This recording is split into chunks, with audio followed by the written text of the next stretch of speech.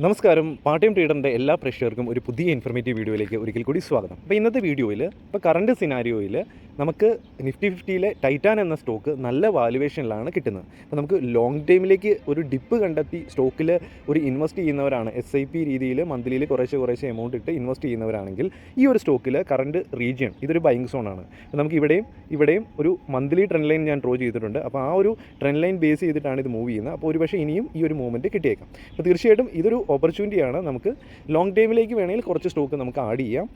അതല്ല ഷോർട്ട് ടൈമിലാണെങ്കിലും നമുക്ക്, അതായത് എൻട്രി എടുത്തതിന് ശേഷം, ഈ ഒരു സോണിൽ എൻട്രി എടുത്തതിന് ശേഷം ഇതിൻ്റെ ഓൾ ടൈം ഹൈയിലാണെങ്കിലും നമുക്ക് എത്തിക്കഴിഞ്ഞാൽ നമുക്ക് 20% ഡിസ്കൗണ്ടിലാണ് ഈ ഒരു സ്റ്റോക്ക് കിട്ടുന്നത്. അപ്പോൾ ഫണ്ടമെൻ്റലി സ്ട്രോങ് ആയിട്ടുള്ള ഒരു സ്റ്റോക്ക് 20% ഡിസ്കൗണ്ടിൽ കിട്ടുന്ന സമയത്ത് നമുക്കൊരു ക്വാളിറ്റി ഉള്ള ഒരു അസറ്റിൽ നമുക്ക് നല്ല വാല്യുവേഷൻ കണ്ടെത്തി ഒരു വാല്യൂ ഇൻവെസ്റ്റ്മെൻറ്റ് നടത്താൻ സാധിക്കുന്നതായിരിക്കും. നമുക്ക് ഷോർട്ട് ടൈമിലാണെങ്കിലും നമുക്ക് 20% കിട്ടുമ്പോൾ വേണമെങ്കിൽ എക്സിറ്റ് ആകും, അല്ലെങ്കിൽ ലോങ് ടൈമിലേക്ക് ഡിപ്പ് കണ്ടെത്തി വീണ്ടും ഇൻവെസ്റ്റ് ചെയ്ത് മുമ്പോട്ട് പോകാൻ സാധിക്കും. അപ്പോൾ തീർച്ചയായിട്ടും എഡ്യൂക്കേഷണൽ പർപ്പസിന് വേണ്ടിയാണ് ഈ ഒരു വീഡിയോ ചെയ്യുന്നത്.